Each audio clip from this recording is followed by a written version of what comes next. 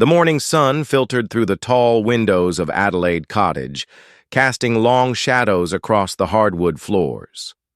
William sat at the kitchen table, his hands wrapped around a cup of tea that had long since grown cold. The house felt unusually quiet, even for an early Tuesday morning.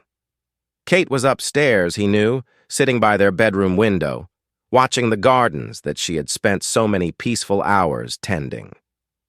3 weeks had passed since they received the news that would change everything.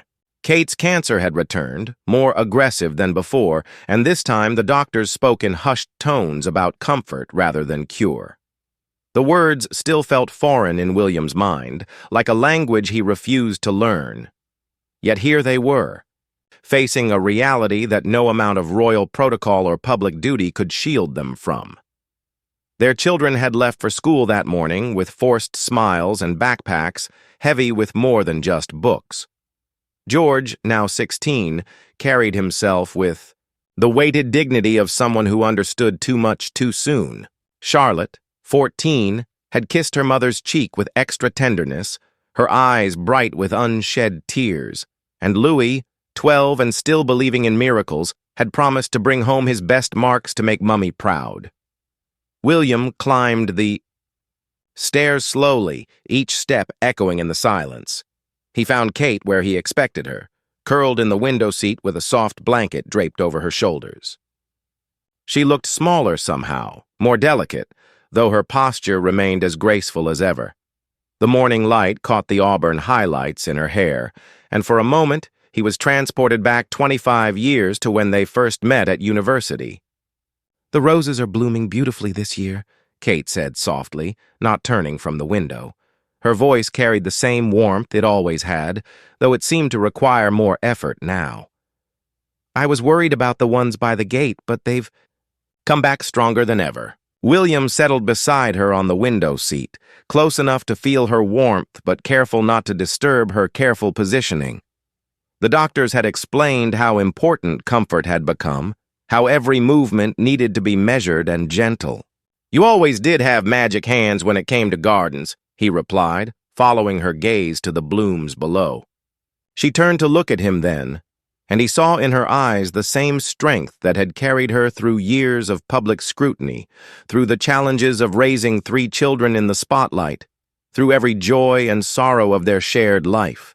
But he also saw something new, a quiet acceptance that both broke his heart and filled him with admiration. "I've been thinking about the children," Kate said, her hand finding his. Her fingers were cooler than they used to be, but her grip was still sure. "About how we prepare them for what's coming without taking away their hope." It was such a Kate thing to say, William thought. Even now, facing her own mortality, her first concern was protecting their children. It was one of the 1,000 reasons he had fallen in love with her, and one of the 1,000,000 reasons he loved her still. "George asked me yesterday if you were going to die," William said quietly. The words felt sharp in his throat. "I didn't know what to tell him." Kate nodded, as if she had been expecting this conversation. "What did you say?" "I told him that we're taking each day as it comes, that his mother is the strongest person I know, and that whatever happens, we'll face it together, as a family." A small smile played at the corners of Kate's mouth. "That sounds like something I would say. I learned from the best." They sat in comfortable silence for a while, watching the world wake up beyond their windows. A gardener moved methodically through the flower beds, and Kate pointed out the areas where she wanted certain bulbs planted for next spring. The gesture was so normal, so hopeful, that William felt his chest tighten with emotion. "I want to talk to them," Kate said eventually. "All 3 of them, together. Tonight, after dinner." William knew what this meant. They had discussed it with the counselors, the careful balance between honesty and hope that children needed when facing the loss of a parent.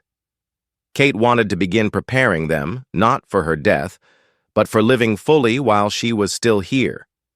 "Are you sure you're ready?" he asked. Kate squeezed his hand.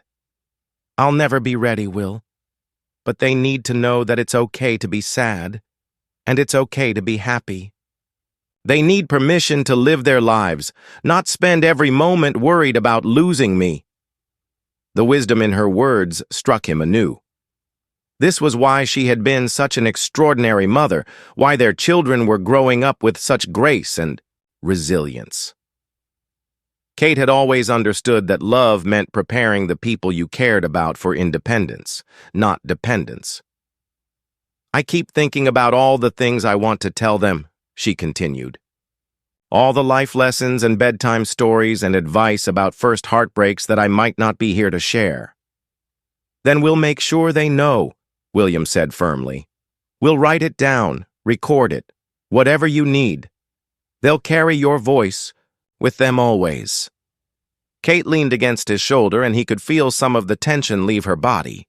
Outside, the gardener had moved on to pruning the hedge maze where their children had spent countless hours playing hide and seek. The normalcy of the scene felt both comforting and surreal. I'm not afraid of dying, Kate said softly. I'm afraid of being forgotten. I'm afraid that someday Charlotte won't remember the way I used to braid her hair, or Louis will forget how we used to dance in the kitchen while making pancakes. William turned to face her fully, cupping her face in his hands. Catherine Elizabeth Middleton, he said, using her full name the way he did when he needed her to really hear him. You are unforgettable. You have left your mark on everyone who has ever known you, starting with me and our children. Your kindness, your strength, your terrible jokes about the weather, all of it is woven into who we are. Tears finally spilled down Kate's cheeks, but she was smiling. My jokes about the weather are not terrible. They're absolutely terrible, William said, kissing her forehead. And we love them anyway. As they held each other in the morning, light, both of them felt the weight of borrowed time. But they also felt something else. Gratitude for the love they had built, the family they had raised, and the precious days still ahead of them. Whatever came next, they would face it together, with the same quiet dignity that had defined their partnership from the very beginning. The dining room at Adelaide Cottage had always been Kate's favorite space for family meals. Tonight, she had asked their staff to prepare something simple: shepherd's pie, the children's favorite, with fresh vegetables from their garden. The table was set with their everyday dishes rather than formal china, creating the warm, intimate atmosphere she wanted for this difficult conversation. George arrived first, his school tie loosened and his blazer slung over the back of his chair, with the casual confidence of a teenager. At 16, he had grown tall like his father, but he carried himself with Kate's careful grace. He sensed the gravity of the evening immediately, his usual after-school chatter replaced by attentive silence. Charlotte bounded in moments later. Still animated from netball practice, her cheeks flushed and her hair escaping from its ponytail. She kissed both parents on the cheek before settling into her usual seat, her energy filling the room with familiar warmth. At 14, she possessed an intuitive, emotional intelligence that often surprised the adults around her. Louis was last, as always, having stopped to wash his hands twice and organize his school supplies with the methodical precision he had inherited from his mother. At 12, he still moved through the world with wonder, collecting interesting rocks and asking endless questions about how things worked. Tonight, however, he seemed to sense that something important was happening. William helped Kate serve the meal, their movements synchronized by years of shared domesticity. She moved more slowly now, and he stayed close, ready to assist without making her feel helpless. The children watched this careful dance with growing awareness that their mother needed more help than she used to. "How was everyone's day?" Kate asked, settling into her chair with the graceful composure she maintained even when exhausted. This was their family tradition, the sharing of daily experiences that kept them connected despite busy schedules and public obligations. George shared news about his history project on constitutional monarchy, earning an approving nod from William. Charlotte described a drama club rehearsal that had devolved into chaos when the lead actor forgot his lines. Louis proudly announced that he had found a fossil-like rock during break time, producing it from his pocket for everyone to admire. As they ate, Kate watched her children with fierce attention, memorizing the way George cut his food with precise movements, how Charlotte gestured enthusiastically while telling stories, the careful concentration Louis applied to arranging his vegetables. These ordinary moments had become precious beyond measure. "Your father and I wanted to talk with you about something important," Kate began, when their plates were mostly empty. The room grew quiet immediately, 3 pairs of eyes focusing on their parents with sudden intensity. Charlotte reached for her water glass with nervous fingers. George straightened in his chair, his expression becoming more guarded.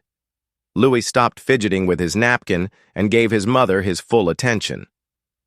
"You know that Mummy has been sick again," Kate continued, her voice steady and gentle. "We've always tried to be honest with you about my health, and we want to continue that now.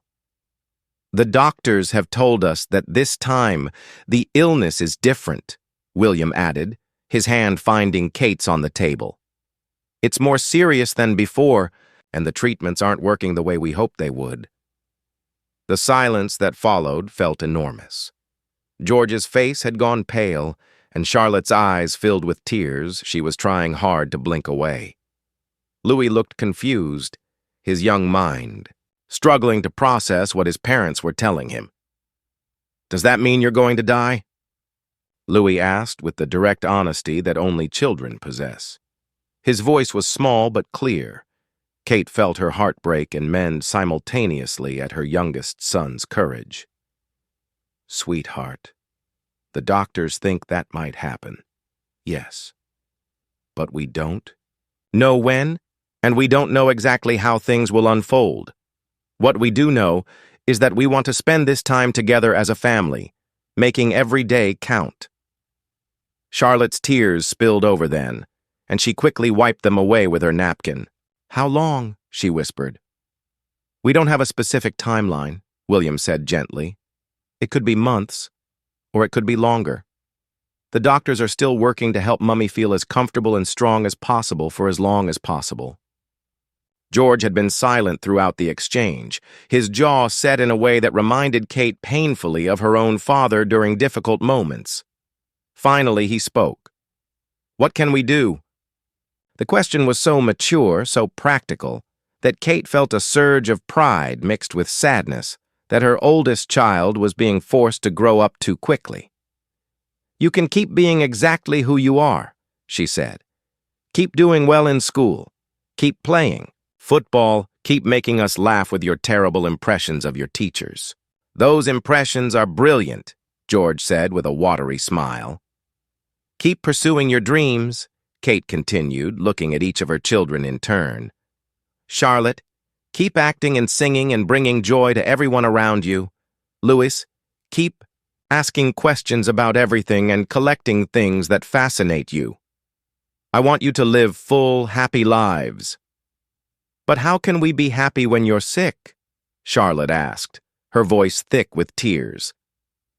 Kate considered this question carefully, knowing her answer would shape how her children processed their grief both now and in the future. "Because happiness and sadness can exist together," she said finally. "You can miss me and still laugh with your friends. You can worry about me and still get excited about Christmas morning. Feelings are complicated, and it's okay to experience all of them." "Will you still be able to come to my school play?" Charlotte asked. The production was 6 weeks away, and Kate could see her daughter calculating dates and possibilities. "I'm going to try my very best to be there," Kate promised. "And if I can't be there in person, I'll be there in spirit, thinking about how proud I am of you." Louis had been unusually quiet, working through his thoughts with characteristic deliberation. Finally, he asked, "Will you still help me with my science project about plants?" "Of course," Kate said, reaching over to smooth his hair. "We can work on it together whenever I'm feeling strong enough. And Dad can help too, although he's hopeless with anything involving soil."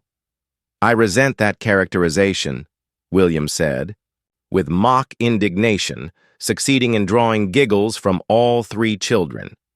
As the conversation continued, Kate watched her family begin to process this new reality. George asked practical questions about medical care and family schedules. Charlotte wanted to know if they could invite her grandparents to visit more often. Louis wondered if they could get a puppy to help everyone feel better. "A puppy is a big responsibility," William said diplomatically. "But they make everyone happy," Louis argued logically. "And Mummy always says we should do things that make us happy." Kate caught William's eye and saw him wavering. A puppy would indeed bring joy to their home, and time had become too precious to waste on practical objections. "We can talk about it," she said, earning a delighted smile from Louis. As the evening wound down, each child processed the news differently. George became more protective, insisting on helping clear the table and asking if there was anything else he could do. Charlotte curled up next to Kate on the sofa, needing physical closeness to feel secure. Louis peppered them with more questions about heaven and whether sick people could still make cookies. When it was time for bed, all three children lingered in the living room, reluctant to end this honest, difficult, but ultimately connecting conversation. Kate hugged each of them with extra tenderness, promising that tomorrow they would make pancakes together if she felt well enough. "I love you all so much," she said as they finally headed upstairs. "Nothing about that will ever change, no matter what happens." After the children were settled in their rooms, William and Kate remained on the sofa, exhausted but relieved. The hardest conversation of their lives was behind them, and their family was still intact, still loving, still facing the future together. "They're going to be okay," Kate said softly. "Because of you," William replied. "Because of how you've raised them to be strong and kind and honest." Outside, the garden was settling into darkness, but inside their home, love continued to bloom, even in the face of loss. 2 weeks after their family conversation, Kate found herself sitting in her favorite chair in the conservatory, surrounded by photo albums and memory boxes that hadn't been opened in years. The autumn sunlight streamed through the glass, warming. Her face, as she carefully turned pages, filled with precious moments captured in time.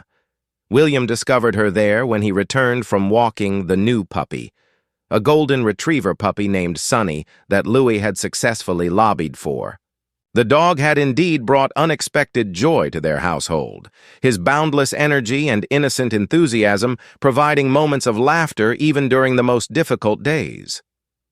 "Finding treasures?" William asked, settling beside her with Sunny curling up at their feet. The puppy was already showing signs of becoming Kate's devoted companion, seeming to sense her need for gentle comfort. Kate smiled, holding up a photograph of their wedding day. "Look how young we were," she said, studying, their faces frozen in that moment of pure happiness. "Did you know then what our life would become?" William examined the photo, seeing not just their younger selves, but the journey that had brought them to this bittersweet moment. "I knew I wanted to spend every day making you happy," he said. "I had no idea how happy you would make me in return." She had been working on what she privately called her legacy project, organizing photos, writing letters, and creating memory boxes for each of her children to treasure in the years ahead.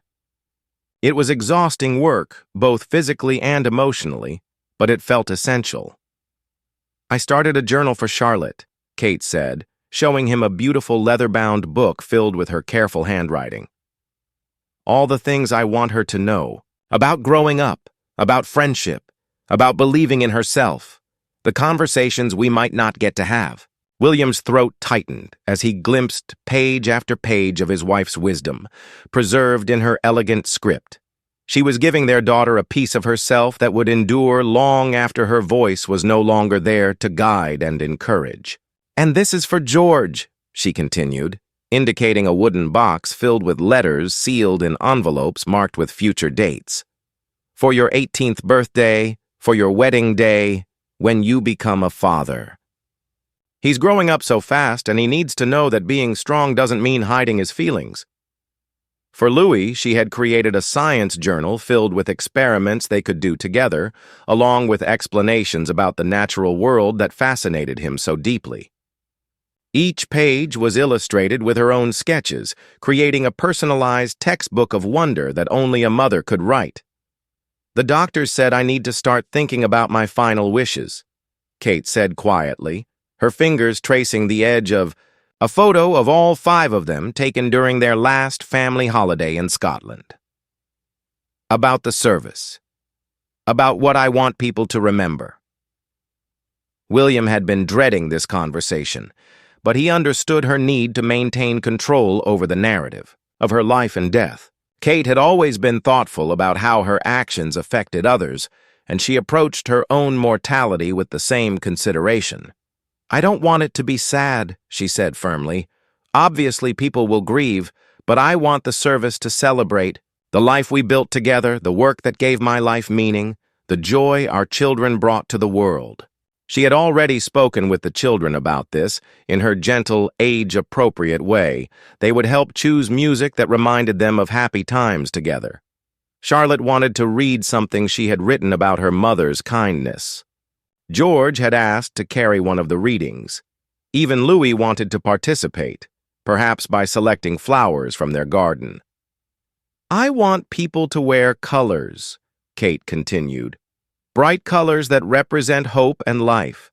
And I want the charity work to continue. Maybe the children can become involved as they get older, carrying forward the causes that mattered to me."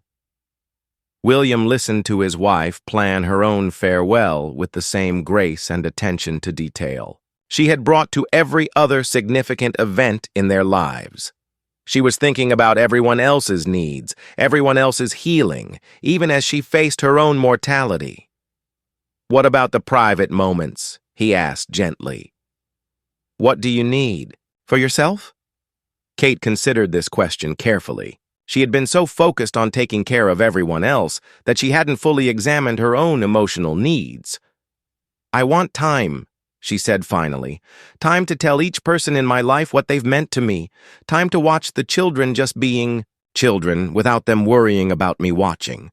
Time to sit in the garden and feel grateful for everything we've shared." Over the following days, Kate began having individual conversations with the people who mattered most to her. She spent an afternoon with her parents, sharing memories from her childhood and thanking them for the values they had instilled in her. She had tea with her sister Pippa, laughing until they cried as they recalled their most embarrassing moments together. She wrote letters to her closest friends, expressing gratitude for their loyalty and asking them to look after William and the children in small, specific ways. She recorded bedtime stories for Louis, knowing he would need her voice to comfort him during difficult nights ahead. William watched his wife orchestrate these farewells with a mixture of admiration and heartbreak. She approached death the way she had approached life, with thoughtfulness, dignity, and an unwavering focus on the needs of others. One evening, as they sat together watching Charlotte rehearse lines for her school play, Kate reached for William's hand. "I need you to promise me something," she said softly. "Anything. Promise me you'll find happiness again. Not right away, and not because you've forgotten me, but because life is precious and short, and the children need to see their father living fully." William's instinct was to protest, to insist that loving her was enough to sustain him forever. But looking into her eyes, he saw the depth of her love for him. A love generous enough to want his future happiness, even when she couldn't be part of it. "Promise me you'll teach them about me," Kate continued. "Not just the big things, but the small ones too. How I always burned the first batch of pancakes. How I cried at every movie even when they weren't sad. How I believed they could accomplish anything they set their minds to." "I promise," William said, his voice thick with emotion. "They'll know exactly how extraordinary their mother was." As Charlotte finished her rehearsal and curled up between her parents on the sofa, Kate felt a deep sense of peace settling over her.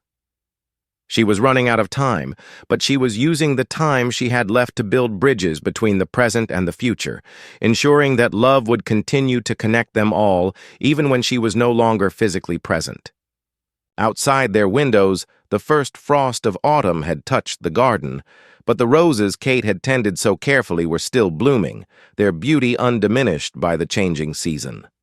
Like love itself, they would endure until their natural time came to rest, having given all the joy they could to the world around them. That night, as William helped Kate prepare for bed, she paused to look out their bedroom window at the garden below. "I used to worry that I hadn't done enough," she said quietly. "That I hadn't made enough of a difference." "And now?" William asked, following her gaze to the moonlit landscape they had cultivated together. "Now I know that love is always enough," Kate replied. "The love we gave to each other, to our children, to everyone whose lives we touched. That's what matters. That's what lasts." As they settled into sleep, both of them felt the weight of time passing, but also the lightness that comes from living without regret, surrounded by love that would transcend any ending. December arrived with unexpected gentleness, bringing mild days and clear skies that allowed Kate to spend precious hours in her beloved garden. The medical team had adjusted her care to focus entirely on comfort now, and the reduced pressure of treatments had given her renewed energy for the moments that mattered most. Charlotte's school play was scheduled for the first weekend of December, and Kate had made it her personal mission to attend. She had been working with the wardrobe team, helping to design costumes that would make her daughter shine under the stage lights.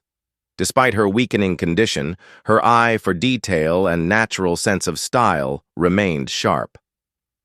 "Mummy, you don't have to come if you're too tired," Charlotte said one evening as they sat together reviewing her lines. Her voice carried the protective concern that all three children had developed, a premature maturity born from watching their mother's strength ebb and flow. "Wild horses couldn't keep me away," Kate replied firmly, adjusting the script in Charlotte's hands.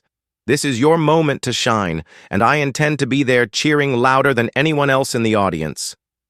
William had been quietly making arrangements to ensure Kate's attendance would be as comfortable as possible. He coordinated with the school to reserve seating that would allow easy access and arranged for a wheelchair to be available if walking became difficult.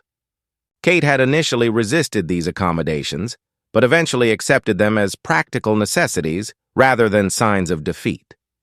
The night of the performance arrived crisp and clear. Kate had chosen a deep blue dress that brought out her eyes and made her feel beautiful despite the physical toll of recent months. William helped her with jewelry she rarely wore anymore, earrings that caught the light and a bracelet that had been a gift from the children last Christmas. George and Louis flanked their parents as they entered the school theater, creating a protective circle around Kate without making her feel fragile. The sight of the family together drew warm smiles from other parents, many of whom had been following Kate's health journey with concern and admiration. As the lights dimmed and the curtain rose, Kate felt a familiar thrill of anticipation. She had always loved watching her children discover their talents and pursue their passions. Tonight felt especially precious, a gift of normalcy in the midst of their challenging circumstances. Charlotte appeared in the second scene, transformed by costume and stage lights into her character. Kate watched her daughter move across the stage with growing confidence, delivering her lines with emotion and authenticity that surprised even her proud parents. When Charlotte's big solo arrived, her clear, sweet voice filled the theater with a song about hope and resilience that seemed to speak directly to everyone who knew their family's story. Kate found tears streaming down her face, but they were tears of pure joy and pride. In this moment, her daughter was exactly where she belonged, sharing her gifts with the world, bringing beauty and meaning to everyone watching. This was what Kate had hoped for her children: the courage to shine, to take risks, to offer their unique contributions to the world. During intermission, Several families approached to offer words of support and encouragement. Kate received each interaction with grace, thanking people for their kindness while redirecting attention to Charlotte's performance and the hard work of all the student actors. "She gets her stage presence from you," William whispered as they watched Charlotte take her final bow to thunderous applause. "She gets her courage from both of us," Kate replied, rising to join the standing ovation despite the effort it required. Backstage, Charlotte rushed to her family, still glowing with performance adrenaline. She hugged Kate first, and in that embrace, both mother and daughter felt the completion of something important, a shared moment of triumph that would be treasured forever. "I was so nervous," Charlotte admitted as they walked slowly toward the car, still wearing her stage makeup. "But then I saw you in the audience, and I remembered what you always tell me about being brave even when you're scared." "You were magnificent," Kate said, squeezing her daughter's hand. "Absolutely magnificent." The drive home was filled with excited chatter about the performance, with George and Louis peppering Charlotte with questions about costume changes and forgotten lines. Kate listened to their animated conversation with deep contentment, storing up these moments of ordinary family joy. That night, after the children were finally settled in bed, Kate sat in her dressing gown brushing her hair while William prepared for sleep beside her. The evening had been more tiring than she had admitted, but also more energizing than she had expected. "I keep thinking about Charlotte up there tonight," Kate said, watching herself in the mirror. How fearless she was, how she took something that scared her and turned it into something beautiful. "She learned that from you," William said, coming to stand behind her chair. "All three of them did." Kate leaned back against him, grateful for his solid presence. "I want them to remember that feeling," she said. "The feeling of doing something that matters, something that brings joy to other people. I want them to know they have that power." Over the following days, Kate noticed changes in her energy levels that couldn't be ignored. Simple tasks like walking upstairs or preparing meals became more challenging, requiring rest periods that grew longer each day. But rather than feeling frustrated by these limitations, she found herself appreciating small pleasures more intensely. The taste of morning tea, the warmth of Sonny's fur against her legs, the sound of her children's laughter echoing through the house. William had begun working from home more frequently, arranging his schedule to be present for Kate's daily rhythms. He helped her with personal care tasks when needed, maintaining her dignity while providing essential support. Their relationship had evolved into something even deeper than marriage, a partnership of souls facing the ultimate test together. "Do you remember our first Christmas at Anmer Hall?" Kate asked one afternoon as they sat together in the conservatory, watching. Louis built elaborate structures with his building blocks while Sonny provided enthusiastic supervision. "You insisted on decorating every single room," William recalled with a smile. "We had Christmas trees in places that had never seen Christmas trees." "I wanted it to be perfect for the children," Kate said. "I wanted them to have magical Christmas. Memories that would last their whole lives." William understood what she wasn't saying, that this Christmas would likely be their last together, and she was already worrying about how to make it meaningful without overshadowing it with sadness. "What would make this Christmas perfect?" he asked gently. Kate considered the question carefully, watching Louis explain the structural engineering principles of his latest creation to the patient puppy. "Time," she said finally. "Just time. Together, without schedules or obligations or worries about tomorrow. Time to be a family, to laugh together, to create memories that will comfort them when I'm gone." "Then that's what we'll do," William promised. "We'll make this the most present Christmas we've ever had." As December deepened and Christmas approached, Kate felt a strange mixture of urgency and peace. There was still so much she wanted to say, so many moments she wanted to share, but there was also a growing acceptance that love didn't require perfect completeness to be meaningful. Watching her children navigate their daily lives with increasing independence and resilience, Kate began to understand that her greatest gift to them hadn't been her presence alone, but the foundation of love and confidence she had helped build within them. They would carry that foundation forward, using it to support not just themselves but everyone they would touch in the years ahead. That evening, as snow began falling outside their windows, Kate felt grateful for the unexpected gift of this gentle December. Time to love openly, to speak honestly, and to prepare her family for a future that would be different but not diminished by her absence. Christmas morning arrived with the kind of perfect snowfall that made everything look like a fairy tale. Kate woke before dawn, as had become her habit in recent weeks when sleep came in shorter intervals. She made her way carefully to the window, where the early morning light revealed their garden transformed into a winter wonderland. William stirred behind her, immediately alert to her movements. This too had become part of their new rhythm. His awareness of her needs even in sleep, his readiness to provide support or simply companionship whenever she needed it.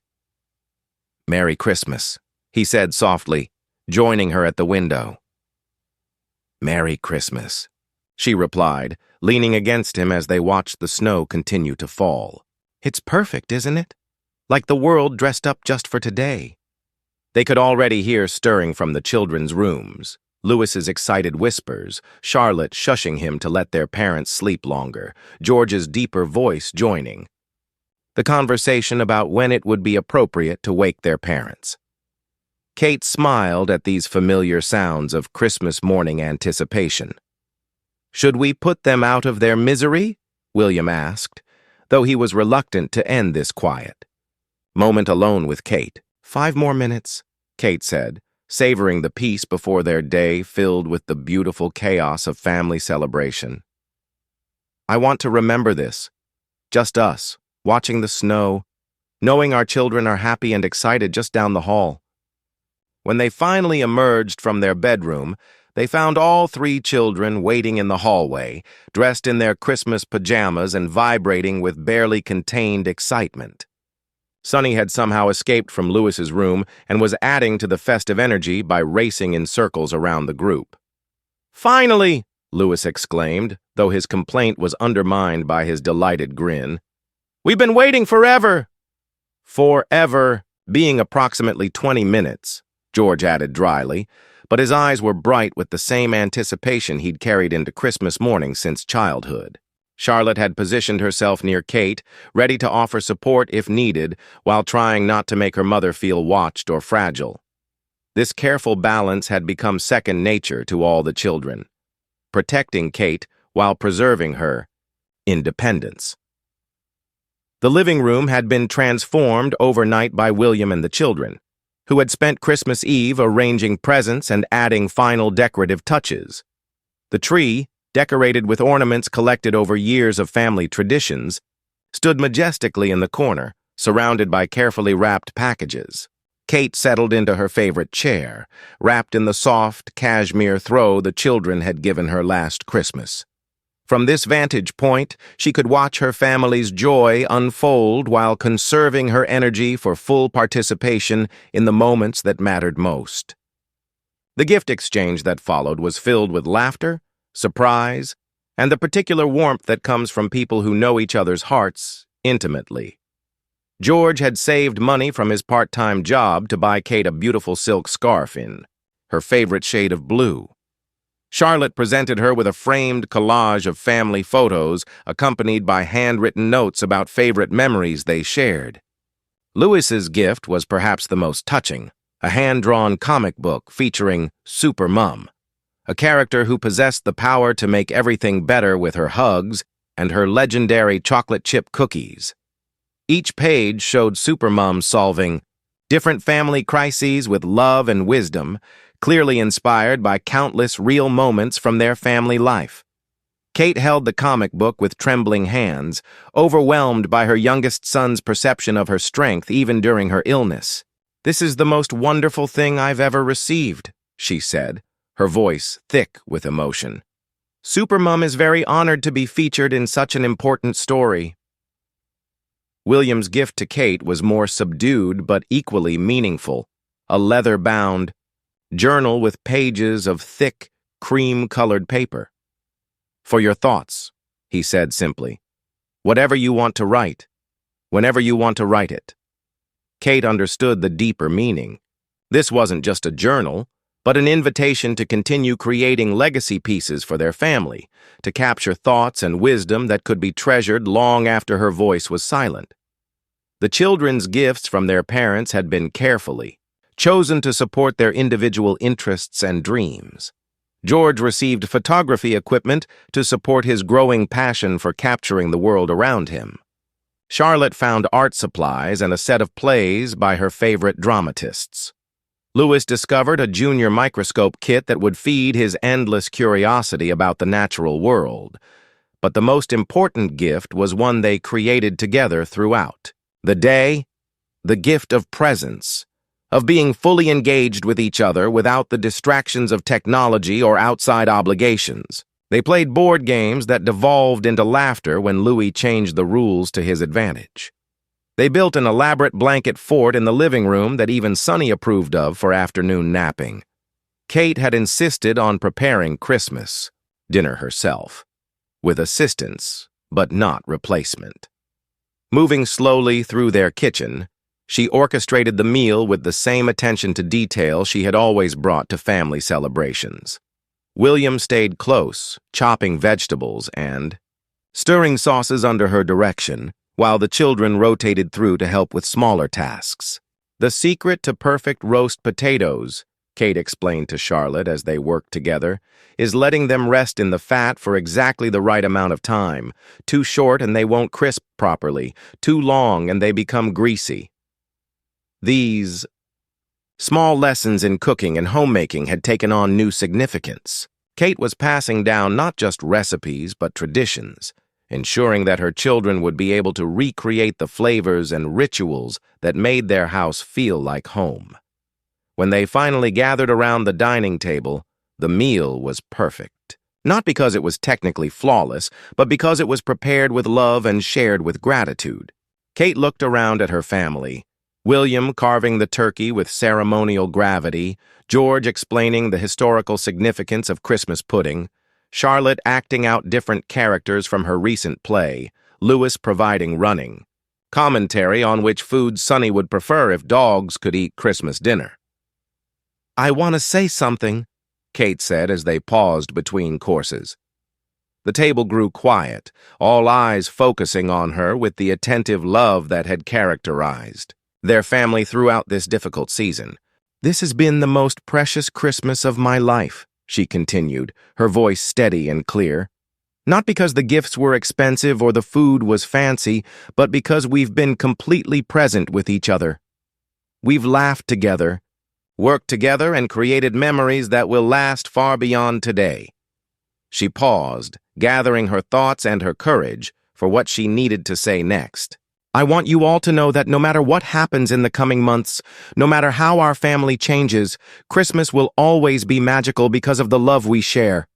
You'll carry this feeling with you always, and someday you'll create your own Christmas traditions that honor what we've built together while making space for new joy." George reached across the table to squeeze his mother's hand. Charlotte leaned over to rest her head briefly on Kate's shoulder. Louis, ever practical, asked if they could have Christmas dinner in the blanket fort next year, earning gentle laughter from everyone. As afternoon faded into evening, the family moved to the living room where a fire crackled in the hearth and the Christmas tree lights created a warm, magical glow. Kate settled back into her chair, exhausted but deeply content, watching her children show William their new gifts and plan elaborate games that would carry them through the rest of the holiday break. William appeared beside her chair with a cup of her favorite tea and a small wrapped package she hadn't noticed earlier. "One more," he said quietly, settling it in her lap. Inside, Kate found a simple silver necklace with a pendant shaped like a small tree. "It's our oak tree," William explained. "The one where we had our first picnic as a family. I had it made from a photograph George took last summer." Kate fastened the necklace around her throat, where the pendant rested close to her heart. The oak tree had indeed been significant in their family history, the place where they had celebrated countless milestones, where the children had learned to climb, where she and William had shared quiet conversations during difficult times. "Now I'll always have it with me," she said, touching the pendant gently. As Christmas night settled around them, Kate felt a deep sense of completion. They had created something beautiful together, not just this perfect day, but years of love and tradition that would sustain her family long after she was gone. The foundation was strong, the memories were rich, and the love that connected them all would endure whatever changes lay ahead. Watching her children gradually succumb to the comfortable exhaustion that follows perfect Christmas days, Kate understood that her greatest achievement wasn't any single moment of success or recognition, but the family they had built together. These three remarkable people who would carry her love forward into a future bright with possibility. January brought a noticeable change in Kate's condition. The gentle energy that had carried her through Christmas began to ebb more quickly, and her good days became fewer and more precious. She spent increasing amounts of time in bed, though she insisted on maintaining her routine of morning tea in the conservatory whenever possible. The medical team had adjusted their approach entirely to comfort care now, focusing on managing pain and ensuring Kate could remain at home surrounded by her family. Nurses came and went quietly, providing professional support while respecting the intimate rhythms of a family saying goodbye. William had taken indefinite leave from his official duties, choosing to dedicate himself completely to Kate's care and their children's needs. He had become expert at reading her subtle signals when she needed medication, when she craved company, when she preferred solitude to process her changing relationship with her own body. The children had adapted to this new normal with remarkable resilience. They continued attending school, maintaining friendships and pursuing their interests, but they also spent every possible moment at home, drawn by the instinctive understanding that time was becoming finite. George had begun taking photographs, obsessively, capturing everything from Kate's hands as she read in her favorite chair to Sunny sleeping in patches of winter sunlight. He seemed driven to document their remaining time together, creating a visual record that would preserve details memory might eventually blur. Charlotte had started a tradition of reading aloud to her mother each evening, choosing books they had never explored together. Her clear voice filled Kate's room with stories of adventure and romance, providing escape when physical discomfort made reality difficult to bear. Louis had appointed himself chief entertainer, bringing Kate regular reports about his latest scientific discoveries and elaborate plans for future family adventures. His unwavering optimism and matter-of-fact acceptance of his mother's condition provided lightness during the heaviest moments. "Mummy, did you know that some trees can live for thousands of years?" Louis announced one afternoon as he perched carefully on the edge of Kate's bed, a nature encyclopedia open in his lap. "There's one in California that's been alive since before Jesus was born?" "That's extraordinary," Kate replied, genuinely interested despite her fatigue. "What do you think that tree has seen in all those years?" Louis considered this question with characteristic seriousness. "Probably lots of families like ours," he said finally, "people who loved each other and took care of each other and then became part of the tree's memories forever." Kate felt her throat tighten with emotion at her youngest son's wisdom. Even at 12, he possessed an intuitive understanding of continuity and connection that brought her comfort during her most anxious moments. As January progressed, Kate found herself having individual conversations with each family member, saying things that felt important to express while she still had the energy and clarity to speak from her heart. With George, she talked about the weight of responsibility he would feel as the oldest child, encouraging him to pursue his own dreams rather than sacrificing his youth to take care of everyone else. "Your father is strong enough to handle what's coming," she assured him. "Your job is to be 16, to make mistakes, to discover who you're meant to become, To Charlotte, she spoke about the power of sensitivity in a world that often rewarded toughness. "Your tender heart is your superpower," Kate said, as they sat together one evening after Charlotte's reading session. "Don't let anyone convince you that caring deeply is a weakness. The world needs people who feel everything the way you do." With Lewis, she focused on nurturing his curiosity and his remarkable ability to find wonder in everyday moments. "Keep asking questions," she urged him during one of their science discussions. "Keep collecting beautiful things. Keep believing that the world is full of magic waiting to be discovered." And with William, she had the hardest conversations of all about practical matters like financial arrangements and the children's education, but also about his emotional future and her hopes for his eventual healing. "I want you to find love again," she said one night as they lay together in the darkness, her head resting on his shoulder in a position that had become too uncomfortable for extended periods. "Not because you've forgotten me, but because you remember how beautiful it feels to share your life with someone who understands your heart." William's instinct was to protest, to insist that losing her would make it impossible to love anyone else. But he had learned to listen to Kate's wisdom even when it challenged his assumptions. "How will I know when I'm ready?" he asked quietly. "You'll know," Kate said with quiet certainty. "And the children will know too. They'll want you to be happy, even if it takes them time to adjust to changes. Love doesn't diminish love, it multiplies it." By late January, Kate's lucid periods were becoming shorter and less frequent. She slept more during the day, waking for brief interactions with family members before drifting back into rest. But even in her increasing fragility, she maintained her essential kindness, thanking the nurses who cared for her and expressing concern for everyone else's well-being. On a particularly clear morning at the end of January, Kate woke with unusual energy and clarity. She asked William to help her dress in her favorite blue sweater and to arrange her hair the way she had always worn it for important occasions. Something in her manner suggested this day would be significant. She spent the morning with each child individually, sharing final words that were both blessing and goodbye. To the nurses and household staff who had become family during these difficult months, she expressed gratitude for their care and dedication. That afternoon, she asked to sit in the conservatory one last time, where the winter sunlight could warm her face and she could see the garden where she had found so much peace and joy. William wrapped her in soft blankets and settled beside her, both of them understanding without words that this was likely their final conversation. "Do you remember what you said to me the night we got engaged?"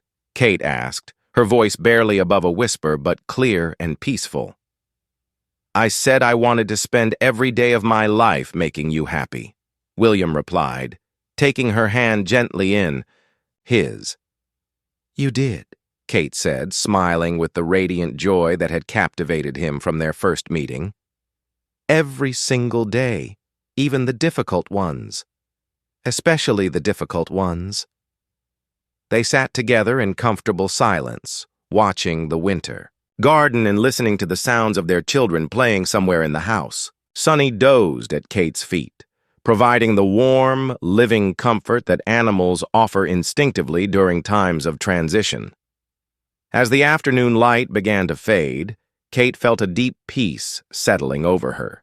She had said what needed to be said, loved who needed to be loved, and prepared her family as well as any mother could for the journey ahead. Her legacy wasn't just in the charities she had supported or the public work she had done, but in the hearts and characters of the three remarkable people she was leaving behind. "Thank you," she whispered to William, though her gratitude extended far beyond him to encompass their entire shared life, their children, their love, and even this gentle ending surrounded by beauty and care. William held her hand as she closed, her eyes feeling blessed beyond measure to have shared 25 years with someone who had taught him that love was both powerful enough to change the world and simple enough to be found in everyday moments of kindness and connection. As evening settled around them, Kate's breathing became peaceful and quiet. and then gradually stilled. She left the world the same way she had lived in it, with grace, surrounded by love, having given far more than she had taken. In the days that followed, as their family and the wider world mourned her loss, William and their children would discover that Kate's greatest gift wasn't her presence alone, but the foundation of love and strength she had built within each of them. They would carry her forward not as a source of sadness, but as a continuing inspiration to live with kindness, courage, and deep appreciation for the precious gift of loving and being loved.